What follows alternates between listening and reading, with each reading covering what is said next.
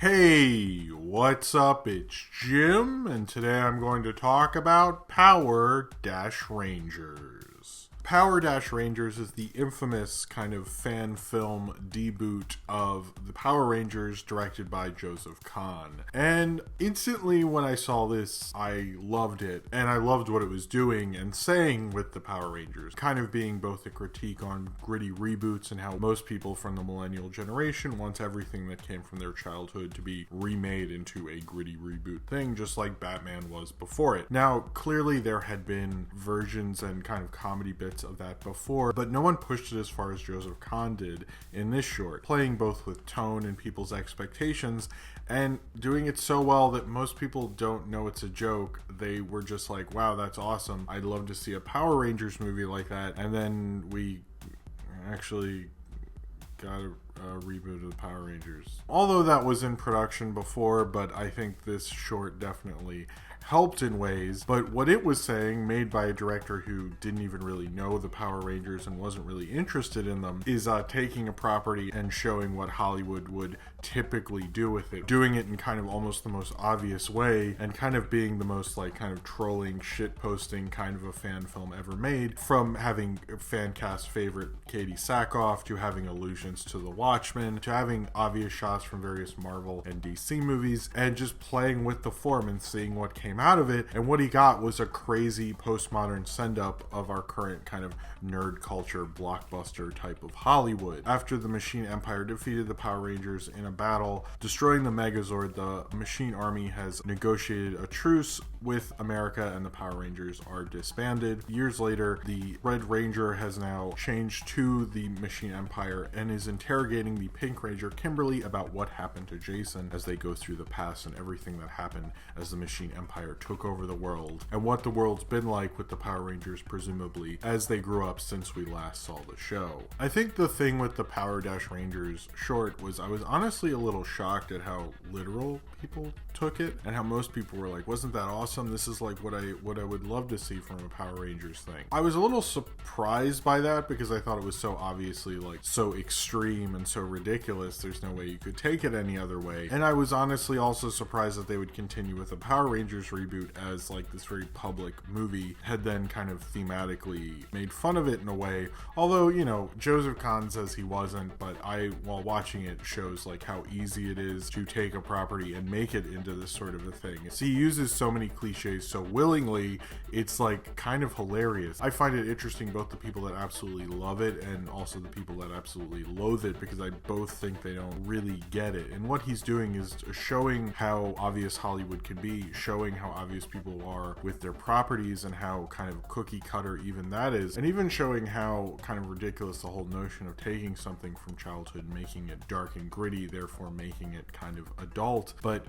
kind of highlighting how ridiculous even that is. I mean, oftentimes I think that's great when you're like 13 or 14 to see something that's dark and gritty and be like, that's real storytelling, but good storytelling has nothing to do with something being dark and gritty, as we've probably seen from the DC movies. And I think this honestly probably critiques geek culture and the idea of the reboot that came after Frank Miller and The Watchmen better than even, you know, Sucker Punch tried to do. Power Dash Rangers shows it so obviously, there's no way to react to this other than be like, holy fucking shit, like this is real, like kind of almost laughing at the very culture that produced it. Joseph Kahn is interesting in that he makes major music videos for people like Taylor Swift, he makes huge commercials and things like that, but then goes off and makes his own kind of interesting thematic and style type of films and short films the way he wants to make them, critiquing various things through tone and theory. And that's not something I think a lot of people were ready for. I've heard people criticize this and go, oh, well, there's no plot to it. And I'm like, well, there's not supposed to be. It's not representative of the Power Rangers, and honestly, it's not supposed to be either. You know, I actually did grow up with the Power Rangers a little bit. I was a kid when the first season premiered, and I actually won a contest, my sister and I, and we won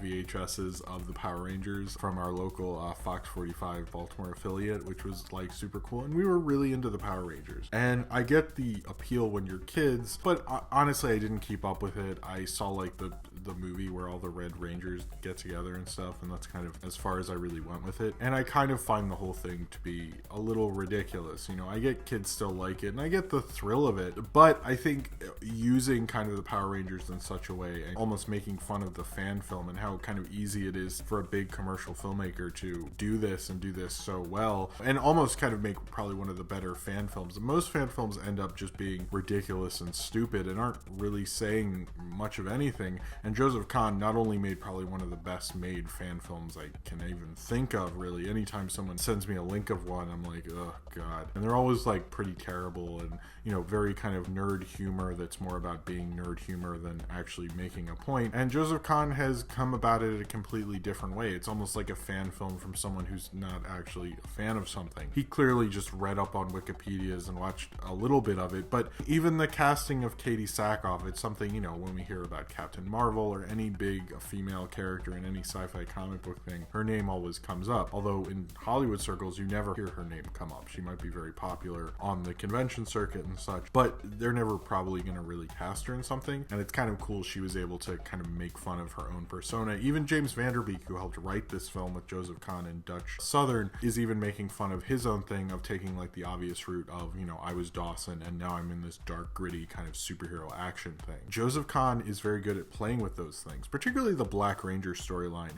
which very much feels like the Joker from Watchmen.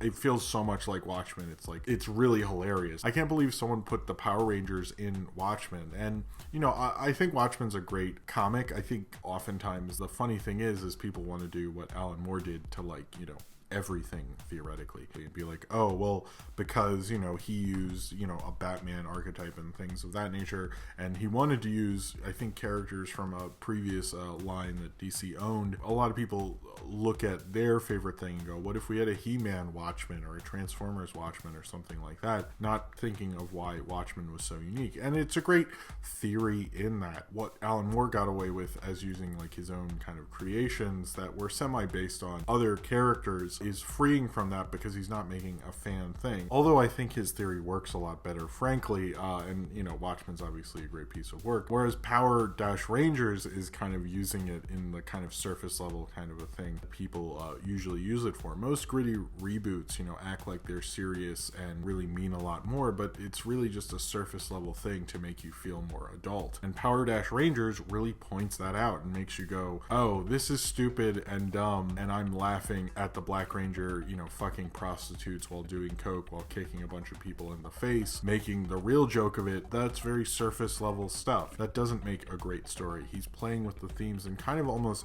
doing a more of a theoretical short film than most feature films do. I think what Joseph Kahn did was pretty remarkable and pushes the Power Rangers in a place that I think, you know, it's fun, dumb, 7-year-old fun, but it's showing like how these kind of fun, dumb, 7-year-old fun things have to be reintroduced to a modern audience, how we're going to rewatch things that we're already predisposed to liking, like we'll only like the same things over and over again throughout our lives, how Hollywood's found a way for us to, you know, keep liking Spider-Man or Captain America, and somehow the Power Rangers found a way to do it as well. And maybe they will successfully do that with the movie that's opening soon. Prove to me that not only is it hilarious that he made a joke of it, that joke actually came to fruition and they actually did the thing that he was joking about. I don't think they're probably going to do the Watchmen thing, and it doesn't look like they will. They'll probably just do more of the traditional origin story thing or whatever, but I think Power-Rangers will probably go down as one of the more interesting critiques of this time of reboots and how we go about them, and almost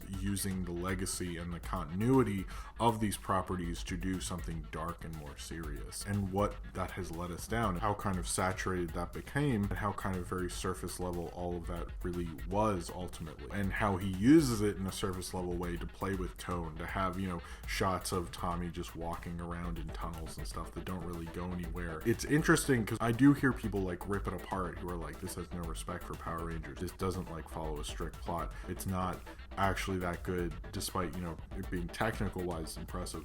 I think they're completely misunderstanding what it's doing, which is experimenting with tone, taking various things from it. It's not necessarily trying to tell a story as it is trying to play with tone and play with this kind of an idea. And I don't think that's something a lot of people who, you know, were like, oh dude, that's awesome, were as prepared to really understand how they had just stepped into a filmmaker who really wants to theoretically say something with like a deboot, like almost deconstructing our way of understanding understanding how to do these properties and comic book films, and taking, cartoon characters and things that were mainly made for us as children and trying to reintroduce them to us as adults, and showing us how easy it is to do that. Joseph Kahn is a really interesting filmmaker. He's interesting to hear from, and it's also interesting how, you might think of this as trolling in a very hater way, but he's also very open to different interpretations. I'm sure he'll probably not hate the whole Power Rangers movie. Maybe he will. I'd be really actually curious what his review of the newer movie is. It shows a filmmaker who was experimenting, and he chose to experiment through a fan film. And I don't know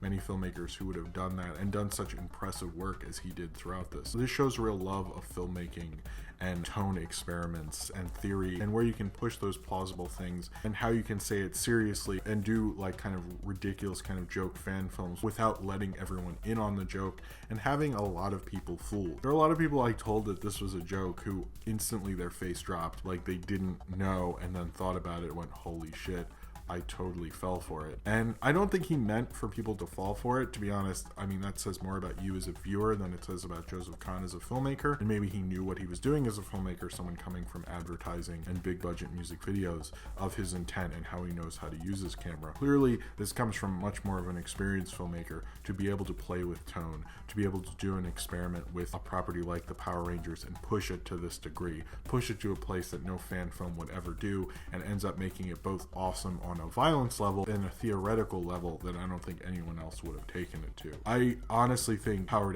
Rangers is maybe one of the best fan films ever made, but it also is uniquely a different fan film in that it's not an actual fan film. It really stands in a class of its own and say its own thing about themes and our modern blockbuster, and how easy it is to believe that something like this would be real, and how we're predisposed to do that, and using the various cliches that have been lifted and put upon our movies so many different times. I mean, look at the dialogue in this. It feels like cherry picked out of a million different trailers that we've seen before. I really love this movie. There's many times I've laughed and clapped after watching it, and I probably watched it every 6 months just because I can't believe someone made this. It really brings a grin to my face that I doubt any big budget blockbuster Power Rangers movie could ever do, because they couldn't, because no one could make something as awesome and as intellectual as this is, something I don't think the Power Rangers ever wished to achieve, but Joseph Kahn threw them into, regardless if they wanted to or not. So if you have seen Power